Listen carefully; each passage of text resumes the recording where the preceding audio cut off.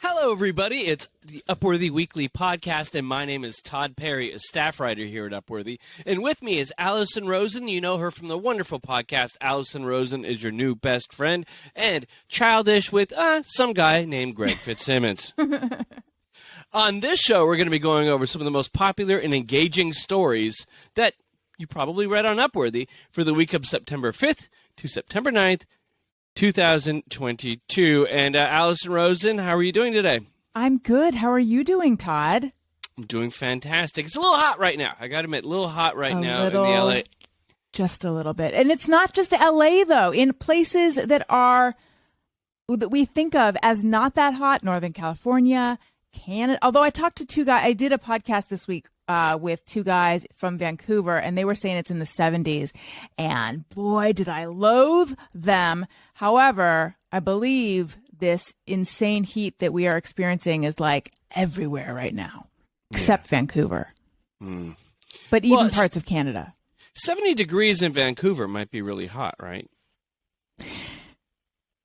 Maybe. I do think they're experiencing record heat there, but they just weren't on this day. Hence my ire for them, because it's been over 100 where we are. Oh, yeah. We look fresh as daisies, but give Todd 20 minutes. He's going to melt. He's just going to be what you see right now. And I do hope you're watching us on Facebook. You see a jaunty baseball cap, you see headphones, and you see a microphone, and you see a face. You're just going to actually, he's moving all around. You don't see anything right now. You see someone fanning himself. You're just going to see a microphone, a cap, and headphones, and a puddle. It's going to be like Wizard of Oz, podcast style. Yeah, it's the difference is Allison has a thing called air conditioning inside of her studio. Yeah, I'm a professional, Todd. I'm tired of apologizing for it. And I have insulation. So, Allison, what great Upworthy stories do we have this week?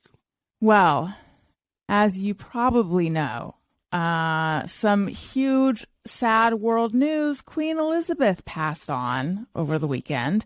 However, here is a amusing, cheerful story. Queen Elizabeth's bodyguard shared a hilarious story of her meeting two Americans on a hike. And I could tell you the story, but I think it would be much more amusing to just hear it in the bodyguard's own words.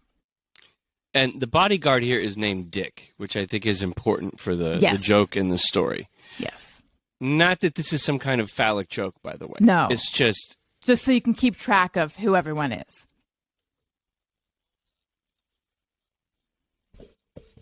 Hit it, Todd. Oh, you are hitting it.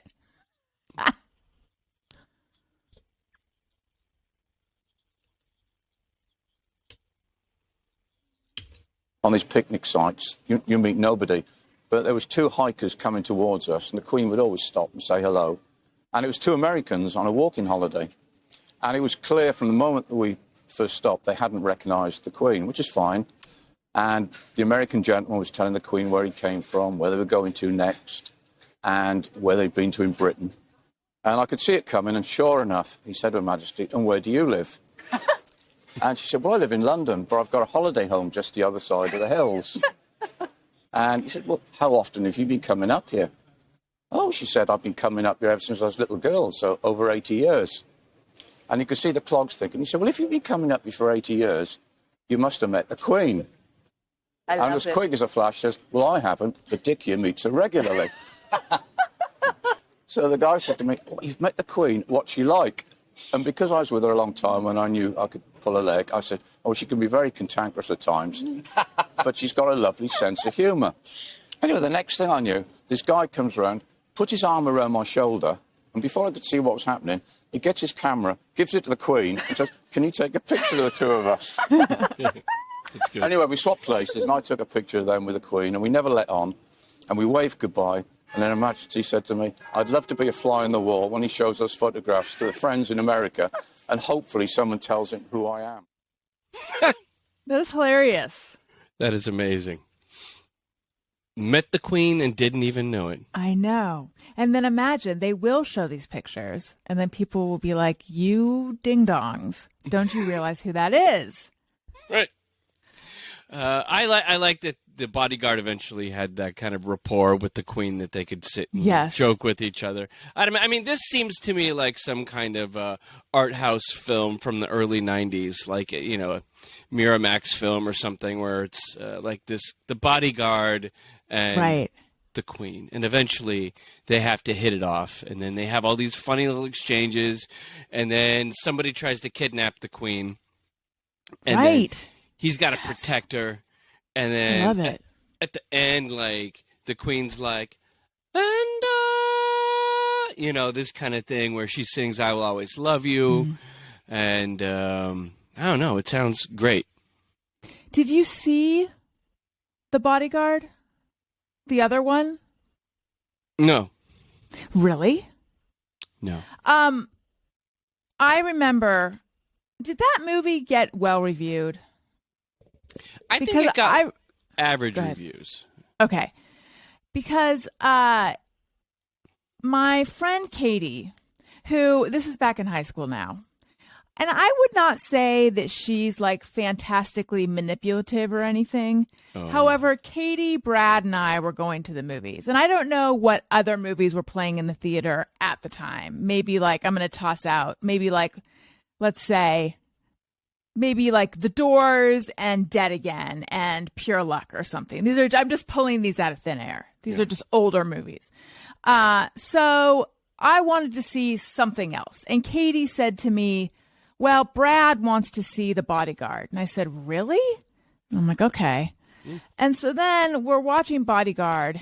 None of us are enjoying it. And Brad was like, Alison, I wish you hadn't wanted to see this. And I said, oh, and both of us at the same time were like, Katie, you set us up. But I remember at one point, either Whitney Houston or Kevin Costner was like, it's not over yet. And Katie, the one who had brought us out of this movie, out loud said, why not? And we're like, aha. So none of us enjoyed it. And that's why I was just wondering, was it because we didn't enjoy it, or was it like truly not a great film? I don't know. No one ever talks about The Bodyguard as a film. They talk about it as Whitney Houston was great in it, or as a cultural touch point because of the music. But there's nobody doing like a retrospective on The Bodyguard, you know. But like, I like your idea of bringing it back as you know, a delightful, I'm going to say rom-com. Oh, there's some kind of action going on behind. Was it Prince Philip's back? I think so. I think so.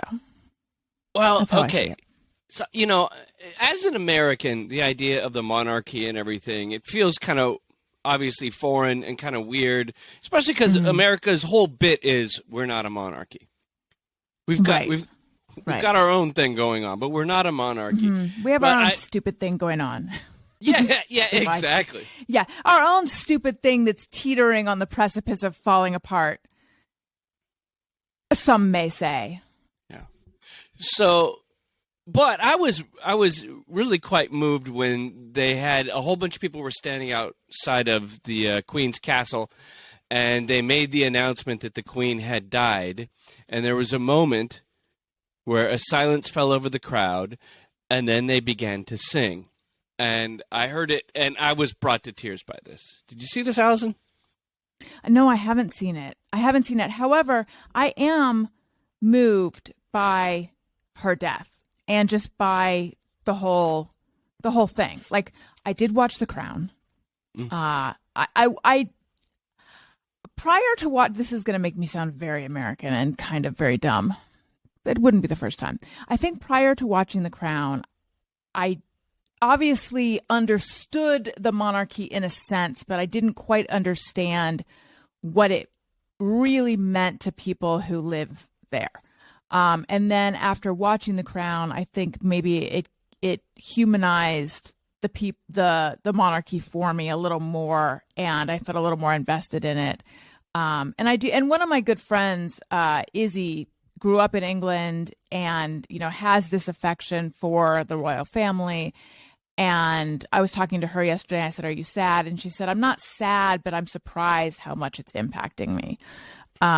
So I get it. I mean, this is a woman who, decades and decades has been at the head.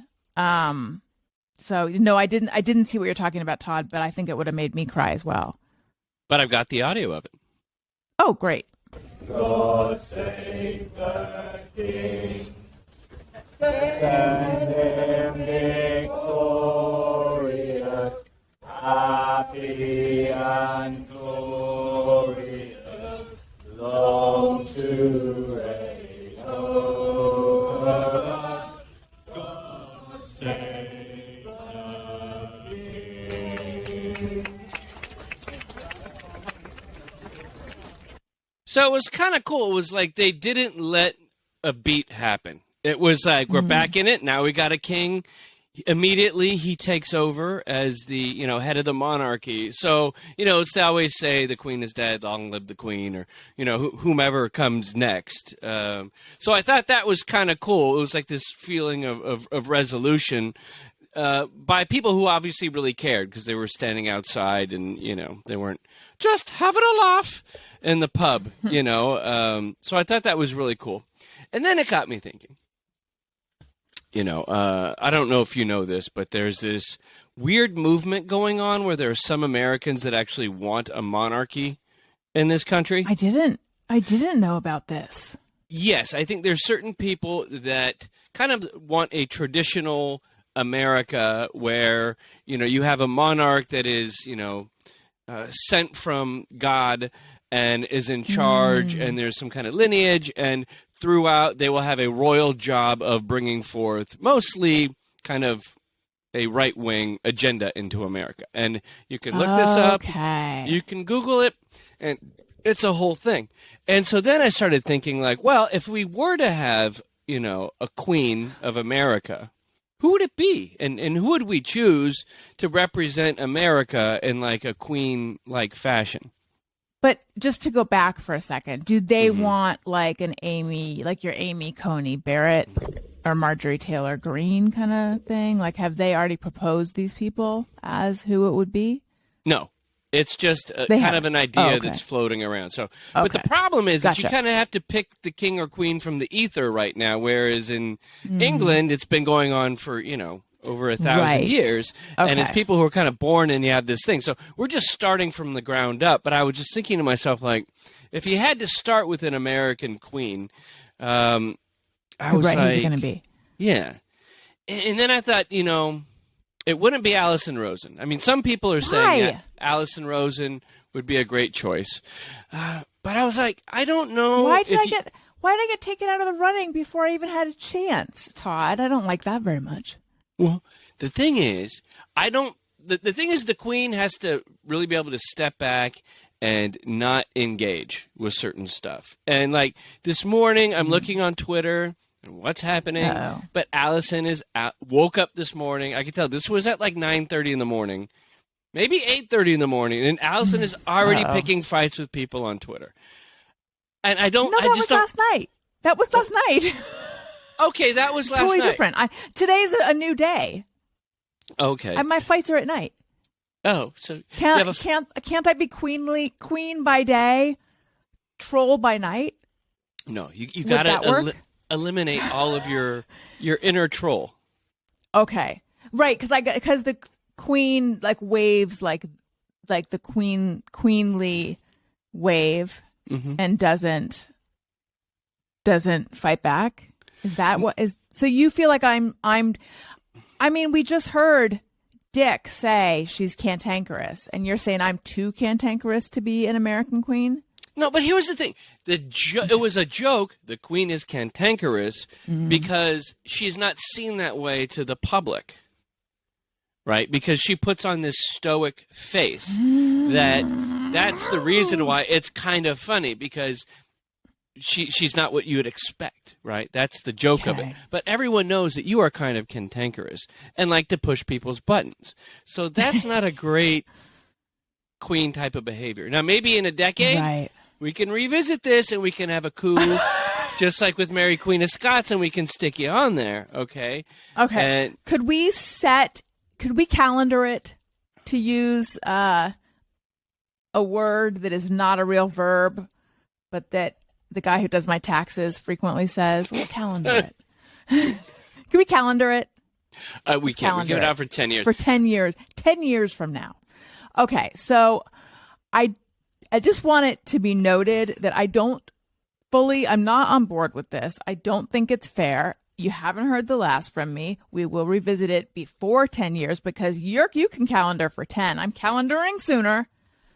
And I just feel that I am being taken out of the running prematurely. And I don't know that a true queen stands for that. However, for the sake of argument, I will pretend, like, you know how my suspicion is, of course, Gavin Newsom is running for president, assuming we're not going to have a monarchy. But he keeps saying he's not going to. He keeps saying, like, oh, yeah, I'm just buying ads because I need to or whatever. Yeah. So I feel like that's the thing you do. Like, it'd be very queenly of me to act like I'm not running for queen. We run for queen, right? So I will go along with this, even though I want the crown. Okay. Obviously, Oprah. She's not cantankerous. She's very queenly. The only unqueenly thing is that she always puts herself on the cover for a magazine. But other than that, I mean, she interviewed Meghan Markle. Meghan Markle didn't want to sit down with anyone other than Oprah. Well, now she has Meghan Markle, who has a direct line to your dog, Archie. Meghan Markle has her own podcast. I shouldn't even be. No, it's very queenly of me to be telling people about other podcasts. There's not just our podcast, although I hope it's at the top of your queue. But she has a podcast now. But prior to that, that's a queenly word. It was just Oprah. Wow. I'm going to be clipped and queenly. This is my queen audition. So yeah, Oprah, obviously. You said Meghan Markle. And Sarah Silverman. Oh. Okay, why Sarah Silverman? Fun. Because she's very entertaining. And she also has a podcast. And she puts little clips up on Instagram, and I listen to them, and I always agree with I laugh and I agree with what she's saying. So, like me, I could see someone, for all the reasons that you don't think I should be queen, I could see someone thinking that about Sarah Silverman, and more even. So I get that she is going to be taken out of the running because she's too cantankerous and, offensive or whatever. However, I disagree with those reasons for me, so I disagree with them for her. She'd be a great queen. I have seen her try to be a uniter on Twitter, where she's like, let's bridge our differences. I've seen her I've never seen you do that, but I've seen Sarah Silverman do that pretty often. Who I was thinking would be a good queen, actually, now hear me out. Okay. Meghan Markle, Queen of America. Oh, that's fun. I like that a lot. So, I mean, I feel that you are stirring the pot, but I do like that is like real. That's real. That's when that's like Catholic versus when they broke off, I mean, we're talking like, yes, this is the stuff that like really transforms history here. Yeah. So here's Queen Markle. So you have Queen Markle, and then, everybody's cool with that. She's consorting with Oprah on how to be more queenly. And then what happens is eventually the inbreeding starts, right, between the Americans and the British.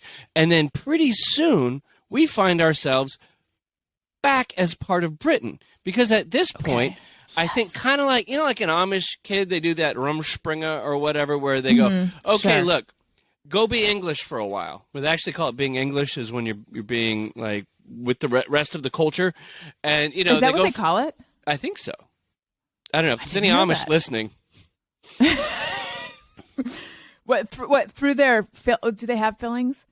I don't mean to. I mean, it's a genuine question, but go ahead. They probably do.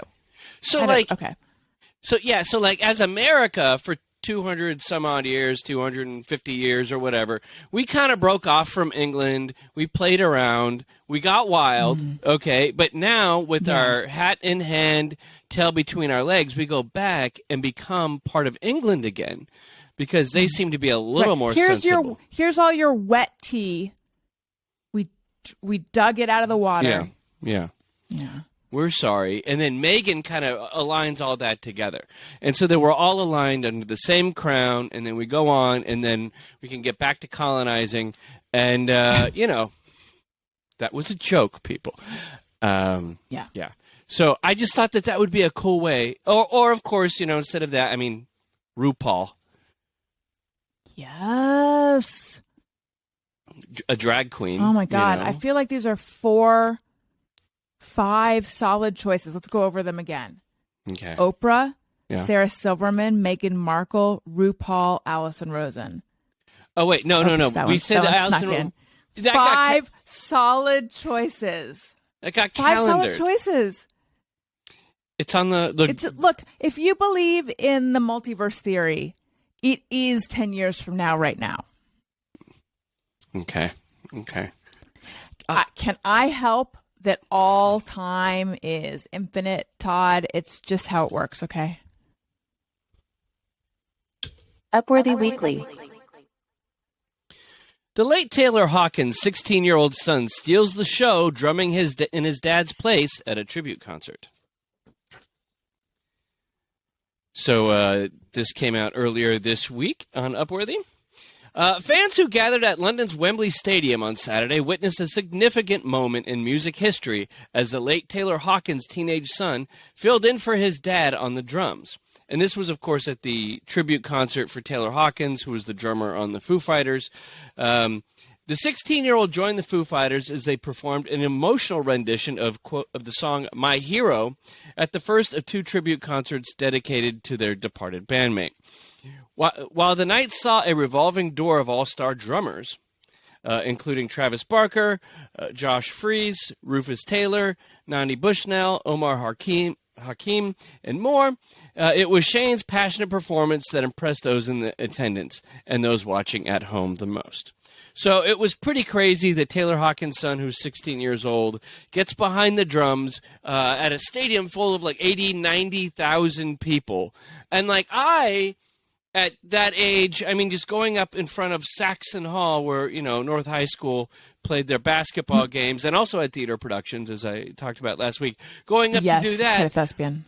Was completely nerve-wracking in front of 288 people. Now imagine you've got the Foo Fighters playing out in front of you. You've got, oh my God, like Pat Smear's band is playing out in front of you with that shaggy black-haired guy, Dave Grohl out there from Nirvana.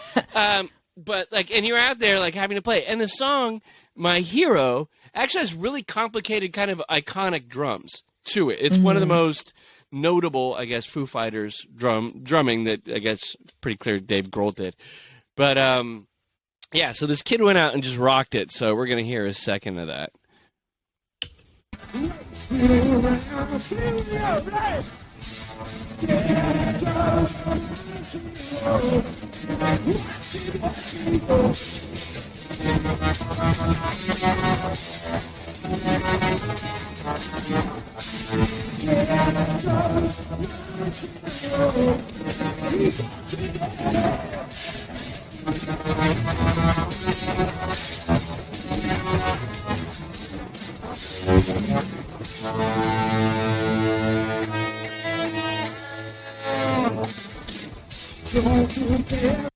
Yeah, so the kid totally rocked it.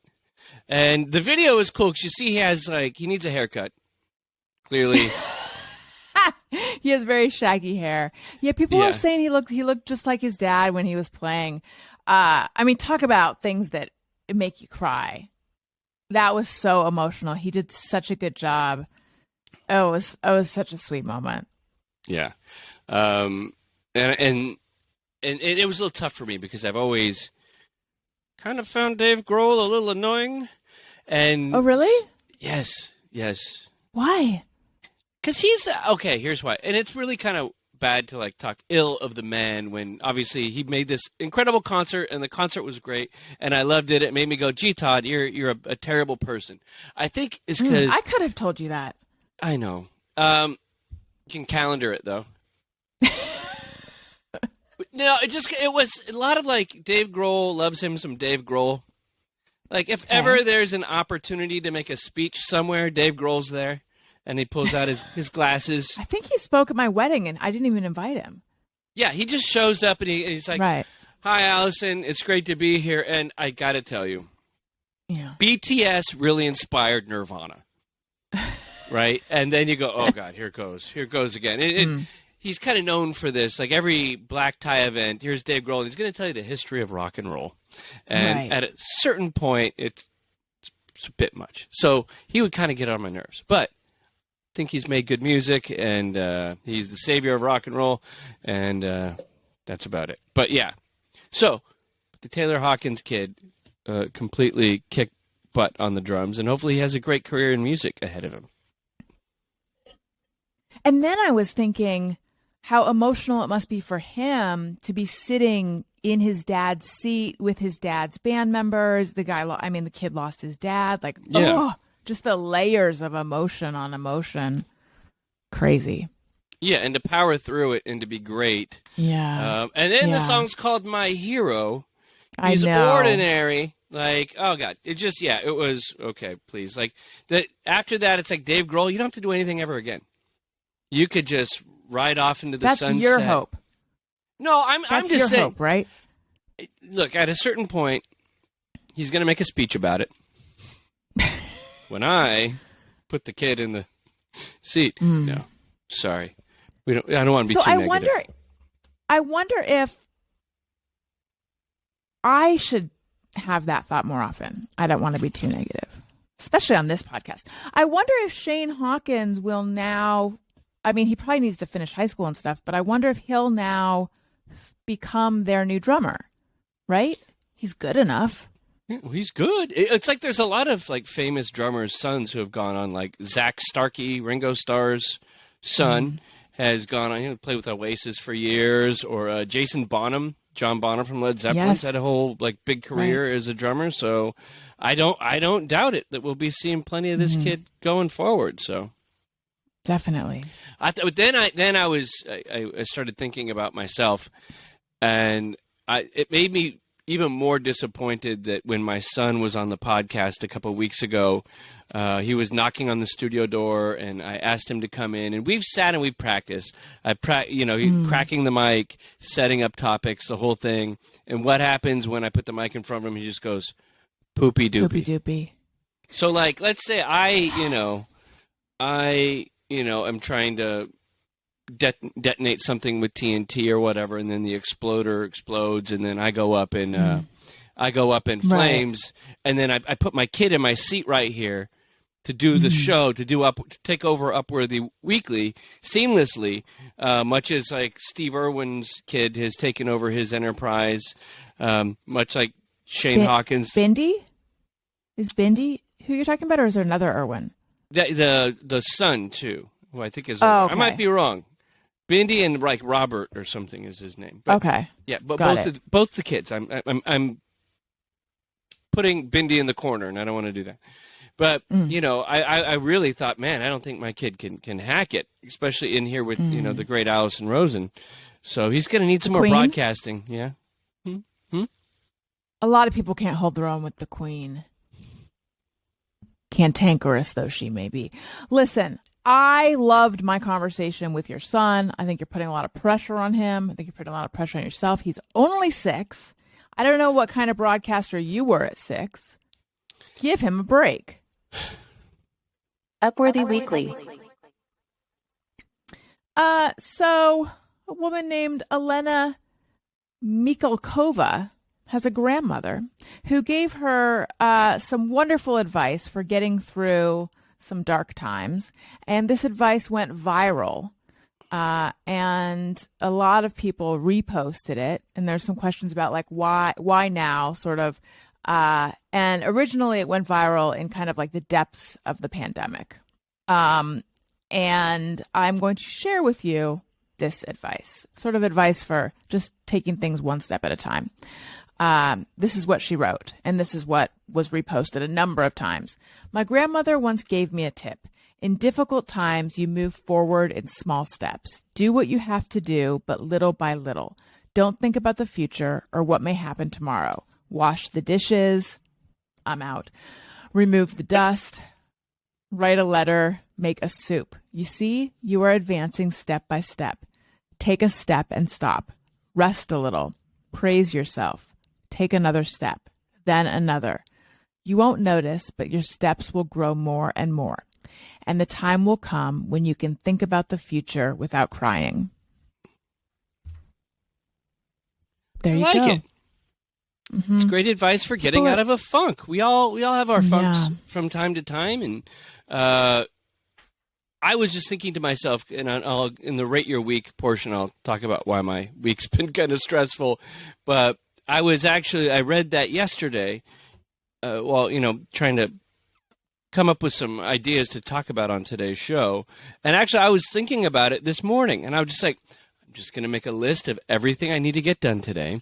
I'm going to do them one at a time. I'm not going to think about the next one. I'm just going to slowly go through the list. Then eventually, it'll be the end of the day, and I'll wake up and, and it'll be tomorrow, right? And I'll be done. But yeah, it's just that just slowly plop ahead. Don't get too ahead of yourself kind of advice when things are a little stressful. It's great. And people have pointed out the line, praise yourself. Like you gotta give yourself some snaps. Where does snaps come from? I feel like that's some dated language for praising yourself, but you got to give yourself kudos for even doing just the minimum. Yeah. I think it was an In Living Color thing, like 2 snaps in a circle. Yes. Okay. So is the key with the to-do list just to go down, do it in order? Because I had like 4 messy fragments of to-do lists on my desk, and it was stressing me out. So I sat down and I'm like, I'm going to make the big to-do list. So now I have this one orderly, not in order, but at least it looks neat to-do list. And I just sit there staring at it, trying to figure out like, which one should I do? And then very slowly I am tackling it. But I think I should just which of these things can I tolerate doing right now? I need to just do it one by one, probably. Just go down the list instead of trying to figure out which one. I try to figure out like the hard thing first. Like I know if like at Upworthy, if I'm writing like 2 stories, I write the hard one first. And then I know that I've got the easier one coming after. But it just also reminded me of there's a verse in the Tao Te Ching. Which the Tao Te Ching, for those who do not know, is kind of the founding document of Taoism, which kind of illustrates Taoist philosophy, which I did a podcast on, like 85 episodes of a while back. So I've always been really into Taoist philosophy. But in chapter 63 of the Tao Te Ching, Lao Tzu, probably didn't write it. Mr. Tao. Yeah, the king of the Tao, queen of the Tao, said, "In the universe, the difficult things are done as if they are easy. In the universe, great acts are made up of small deeds. The sage does not attempt anything very big, and thus achieved greatness." And the basic idea, like the sage is like the kind of what the Taoist wants to become. But the basic idea is like, if you sit and go, I'm going to write a book, it's going to be very hard to write a book. But if you go, yes, I'm going to write 1 page a day, then after 300 days, lo and behold, you have a book. And it's like, if you go, I'm going to make $30 extra a day, right? And then at the end of the month, that's like the payment for a Tesla, right? So it's like, I think if we look at things too big, they become daunting. Maybe we don't even attempt them. But just like the small things we do every day can build up. So I think that's a great way to look at things. If there's something you really want to achieve, but just can't fathom the amount of work it'll take.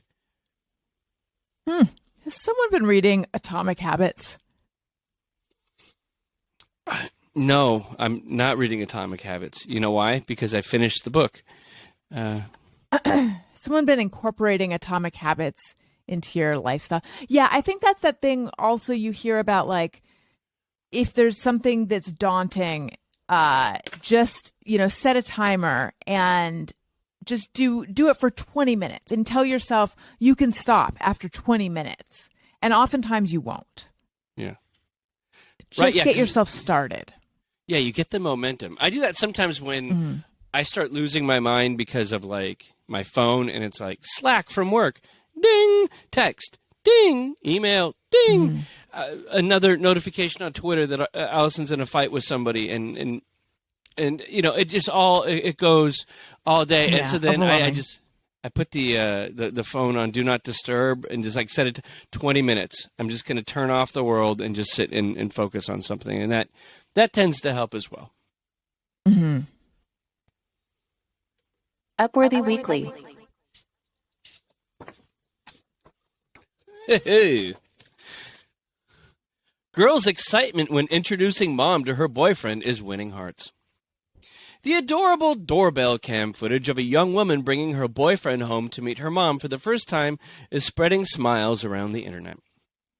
The video begins with the woman and her boyfriend walking up to the front of the door of her mom's house. She is seen carrying a bouquet of flowers and in her hands and a wide smile on her face as she rings the doorbell and waits for her mother to respond. "Mommy," she says in a sing-song voice, barely able to hold back her excitement. So she's sitting there, and she's got her man next to her, and he's, I guess, a bit taller, kind of blonde. I don't know. Looks like the lead singer of Queens of the Stone Age. To go that way. Maybe it is him. Maybe it's Josh Homme. It's probably maybe too obscure of a reference for a general audience, but you know, Craig Kilborn maybe looks like him. Sure. Yeah. I know who that is, but I'm trying to think of young Greg Kinnear. All right. Yeah, this all works. Blonde guy. You've gone like more clean. You started a little straggly in it. Now it's more clean cut. Wait, maybe like Joel McHale. Okay, yeah, Joel McHale. Those people are all interchangeable. If they all walked into a room, okay, I wouldn't be able to say, "Hey, you're you," or "No, you're you." Yeah. What a resounding compliment for each of them. Yeah. I wouldn't be able to say, "Hey, you're you." Yeah. It's been a tough week, Allison. I'll get to it. I know. So what happens is she comes up, and then here's the audio of that, and you can just hear it in her voice, the way she says, like, "My boyfriend." It's great. Hi, Mommy. Nice. Hi. Hello. How are you? Good. This is my boyfriend. Aww.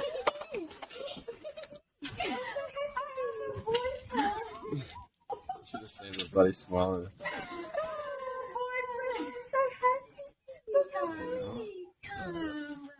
Darling. Come in. Ooh, Mom, give a little action to boyfriend here. Yeah. That's so cute. It's cute. It is cute because, I don't know, everybody has that moment the first time they're like, "I'm lovable." Right? Like, not everyone will reject me in this life, right? Right. Maybe if this one doesn't work out, there will be another one that I trick as well, you know? Yeah. But there's a little bit of, as my wife and I will call it, Elmira energy going on here. Oh, what's that? What's Elmira? They had to show the Tiny Toons back in the day, where it was like little kid versions of the like Looney Tunes. They're tiny, right? They're toony, they're all a little loony. And there was one girl who just like loved like the cat too much, like Sylvester the cat or whatever. I don't know. It's like, "I'm gonna love you and hug you and kiss you." Like a little too aggressive. Yes. You know, like and that's the mom or the girl? The girl's a little clip. My boyfriend. That's a little bit like that. Kind of scares guys a little bit. Like, right. Oh no. Like maybe we're gonna have somebody a little clingy here. Right. Like we're gonna need it. Calendar this. We're gonna need an update on this relationship. Yeah. Did the guy go? I haven't seen. Yeah. I haven't seen the video yet, and that is revealing a little something about how much prep I did. But I like to go in fresh. You know, I like to go in fresh and just. Yeah. I like to be. I like to represent the listener here. What's the body language like? On the dude? Both of them. All three of them. The gal, Mom, you can't see, but the gal is very giddy. Like kind of, shoulders Elmira-esque. together. Elmira, I got one, And the dude is just kind of like, hey, hey. I don't think I like this guy for her. Well, the problem is also he wore a shirt that says Playboy on it. Really? Just a little strange to roll up to meet mom with a Wait, does it something- really? Yes, it does. Like, Oh wow! I mean, does it really? Did he really? Wow. Okay, Yeah. so this guy, we don't think this is gonna last.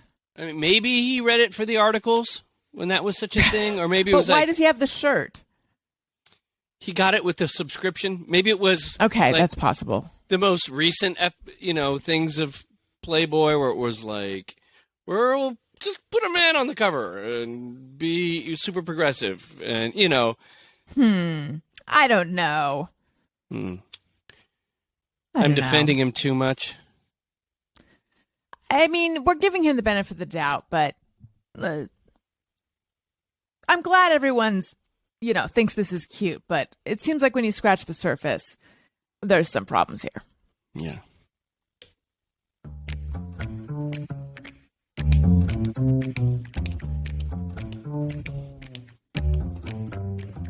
It's time to rate your week. Have something great happen this week that you just have to share with the world? Tell us about it by emailing us at upworthyweekly@upworthy.com. Alison Rosen on a scale of Yes. 1 to 5, 1 being totally awful, 5 being completely transplendid. Please rate your week. I'm going to give this week a 4. It was a pretty decent week. I went down and I saw my dad. He is out of the hospital now and he's recovering. And for some reason, emotionally, it was harder to see him at home than in the hospital. Like I found myself bursting into tears a lot more. And I was like, why is that happening now? I think it's just because at the hospital, even though everything was more fraught, it's like you're in hospital mode and you can't really break down as much. There's just more like room to break down. But like the second I saw him and he said, "Hi, Allie," he sounded much more like himself. So that was reassuring. But I did like burst into tears like 600 times. Like my eyes were puffy the next day. But overall, it was good. But overall, like it's a hard time. And I was a guest on a couple podcasts. And that was fun. And then Owen is now back in school and he's going in the morning. So he and Elliot are going in the morning. And it's crazy because for the longest time, Daniel and we trade off in the morning who watches the kids. So Elliot is now in school in the morning, but for the longest time, we would trade off who watches the kids in the morning till our babysitter gets here. And now that Elliot's in school, we like trade off who watches Owen, and now they both go in the morning. And I realized like, oh, that's for the rest of our lives, pretty much the end of that. Yeah.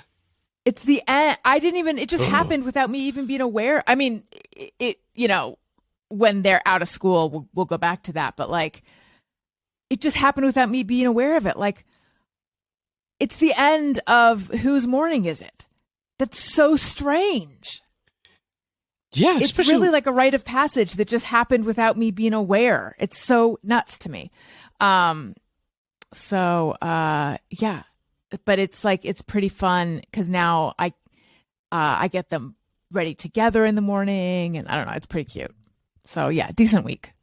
It's like when suddenly there wasn't a preschool bill. Like that was, we don't have to pay that this month? Oh, thank God. There's a weird thing, but yeah, I always think of parenting as like when the kid is first born, 90% of your life is gone. And you had 10% of your life that you used to have.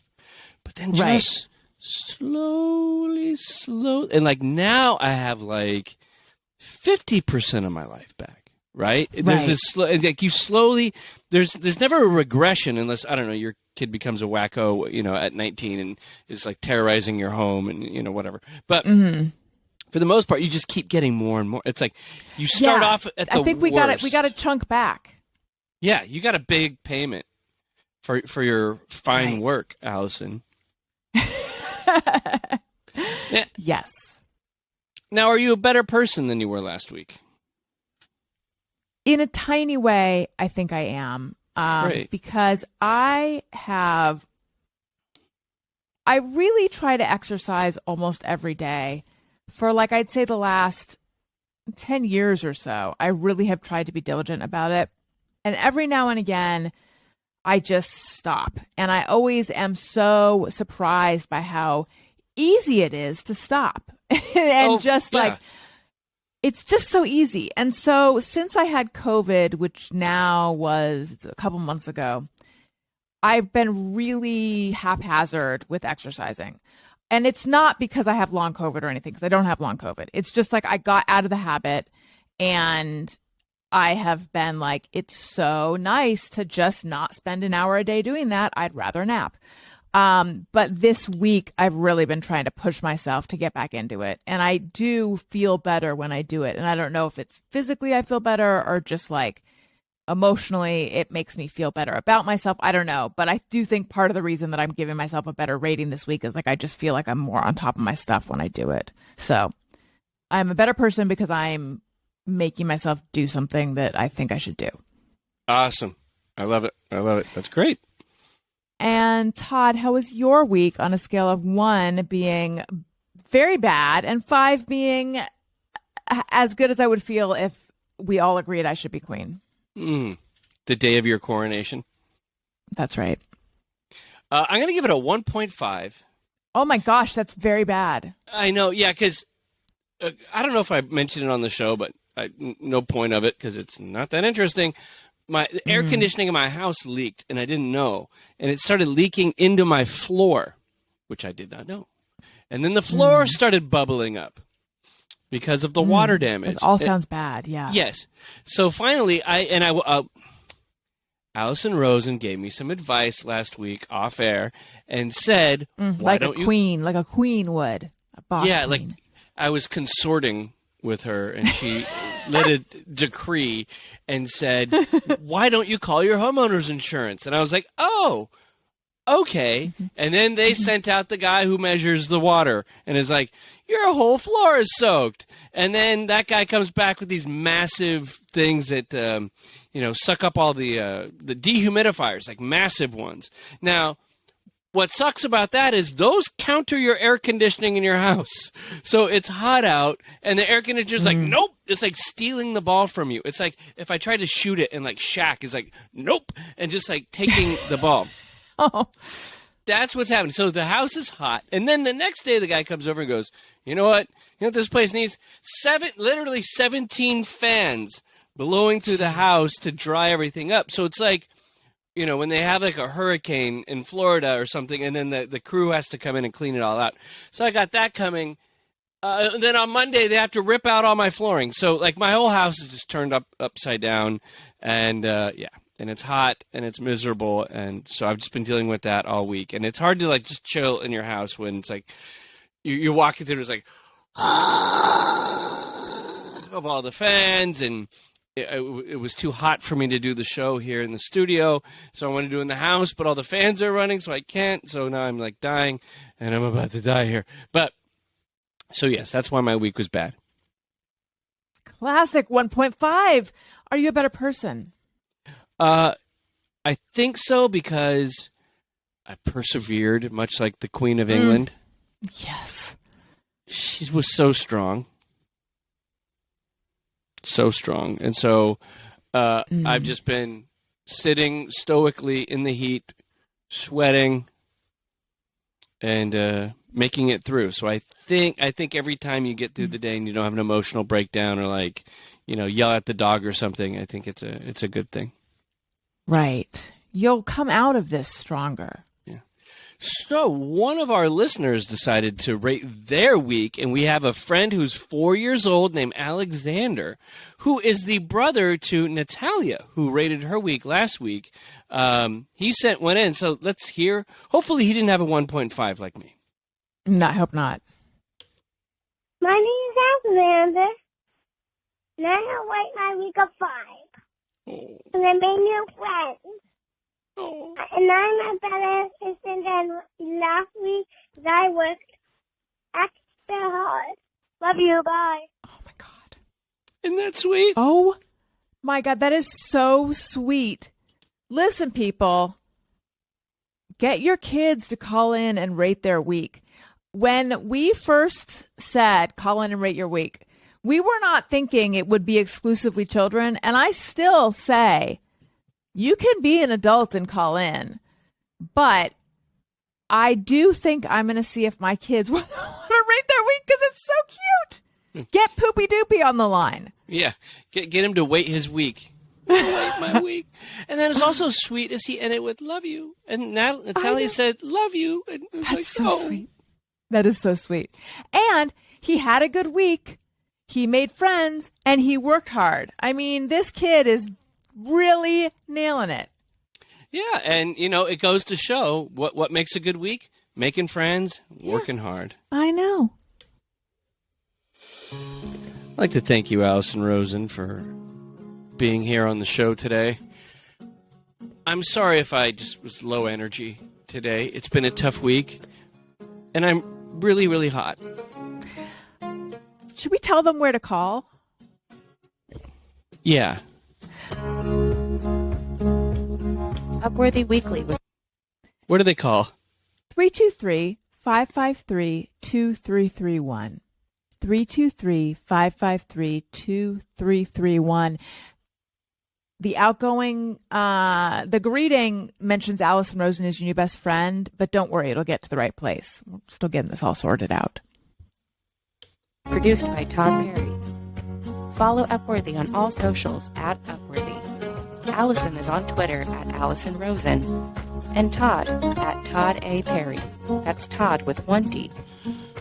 Questions, comments, or to tell us about your amazing week, email us at upworthyweekly@upworthy.com. I'm Marley Balin. Have a great week. Have a great week, everybody.